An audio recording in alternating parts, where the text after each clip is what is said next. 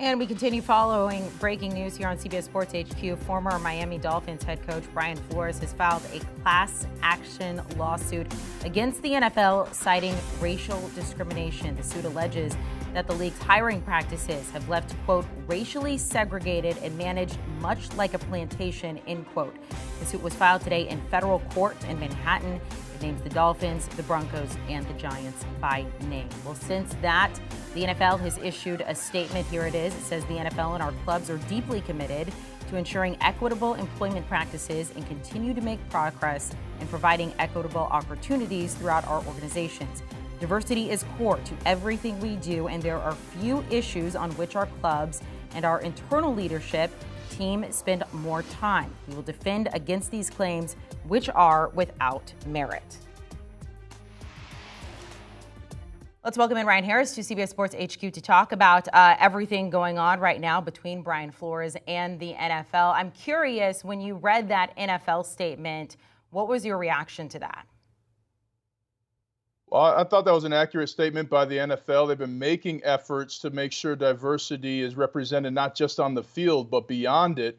And also in this Brian Flores lawsuit, there are some damaging allegations against Stephen Ross, the owner of the Miami Dolphins. You're talking about breaking NFL rules, trying to recruit a veteran quarterback and meeting them on the yacht and things like that. So the NFL really has to take its time to differentiate the facts, but also to look at, did one of its most prominent owners break some rules and then end up firing a coach for not breaking the rules with him?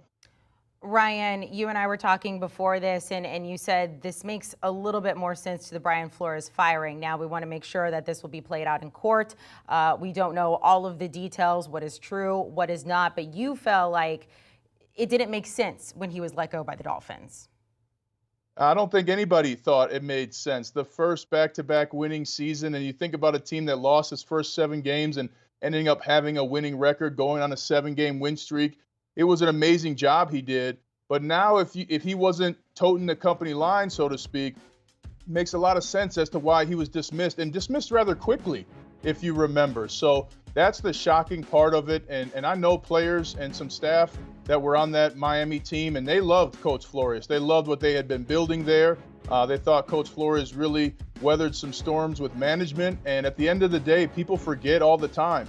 Owners are billionaires, and billionaires don't hear the word no very often. So if Brian Flores said no to him in some of these instances and felt that in the process of interviewing for jobs he wasn't taken seriously, I mean, these are damaging things that any business would have issues with if they were going to court. And the other big thing people are missing, he made this a class action suit as well. Eugene Chung just last year came out and said a team told him he wasn't the right minority when he was interviewing for a coaching job. So this may become a bigger lawsuit than just Brian Flores at the end of the day.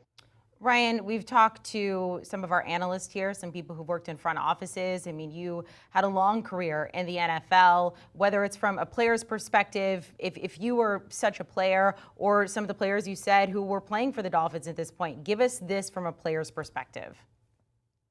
Well, you just have to wonder if the organization's really doing everything it can to win. You had a coach that had you on the brink of winning and getting to the playoffs there, and you got rid of him. And if you lied to the team, and at the end of the day, as a player, you don't have a lot of, hey, I don't trust you anymore, owner Stephen Ross, or hey, we don't trust you, New York Giants, because they're paying your salary and you're under contract, right? But this does make you think twice about whether your coach is telling you the truth and whether your organization really wants to win.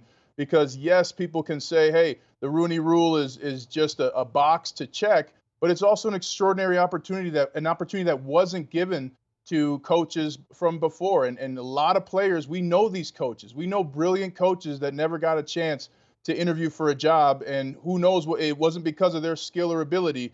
So that leaves the mind to wonder, and there are a few answers as to why. Brian Flores alleging that he was offered $100,000 to lose by Stephen Ross.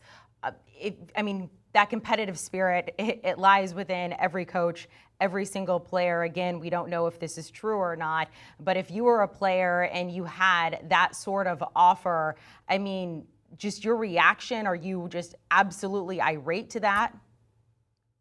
Well, you got to wait to make sure it's true. And if true, and that's a very damning allegation, If true, you're on the phone with your agent saying either get me out of here or have them sign me to a 5-year deal with the max money to set the market, right? So either put your money where your mouth is as an organization or get me out of here. And that, again, is a huge problem for the NFL because competition is not just on the field with coaches and players. The NFL is competitive. It wants to be competitive in markets across this nation, competitive in television, competitive in marketing, and they want every fan base to feel that their organization is going towards the top. And if you have a team, and this would be the first documented case of quote unquote tanking in the NFL, you need to stop this now. So for the NFL, you have really two issues. And for a player, you're saying, well, if I'm not on a team that if I'm on a team that does not want to win, pay me as much as I can make, or let me go somewhere where I have a chance to win a championship. I thought something that was very powerful in what Brian Flores put out. God has gifted me with a special talent to coach the game of football, but the need for change is bigger than my personal goals. In making the decision to file the class action complaint today, I understand I may be risking coaching the game that I love. What do you believe is the future for Brian Flores when it comes to coaching or potentially never coaching again? Well, with a statement like that, the future is irrelevant. And unfortunately, as we celebrate the first day of Black History Month, we have another prominent African American leader, especially in the NFL, saying, hey, I will forego my career to make sure the truth is known. And we do not have to look far in the past for players in the NFL who have said this and players across sports who have said this. So it's unfortunate that in 2022, our illness can continue to force people to risk their career to say, hey, this is wrong and I need to stand up for it. And that's something that a lot of us, it would take a lot to do that, to take away the livelihood of your family, to take away what you're specialized in for the truth and for what you believe is the greater good. So we have another example. If all comes out to be true, we have another example in Brian Flores, who is foregoing his career to make sure that justice is done. And at the same time, he built an incredible rapport with the New England Patriots. So this is an opportunity where I think Bill Belichick can really change the landscape of the NFL and change this conversation by hiring back Brian Flores, as he's done many of his other assistants who have left and been fired from a head coaching job only to return. Ryan, we appreciate you taking time to be here with us. Of course, we'll continue to talk to you throughout the process of this class action lawsuit. There are some of the bullet points from the Brian Flores lawsuit, claiming that he got texts from Bill Belichick 3 days before they hired Brian Dable there. He also says that the owner of the Dolphins, Stephen Ross, offered him $100,000 for every Dolphins loss in 2019.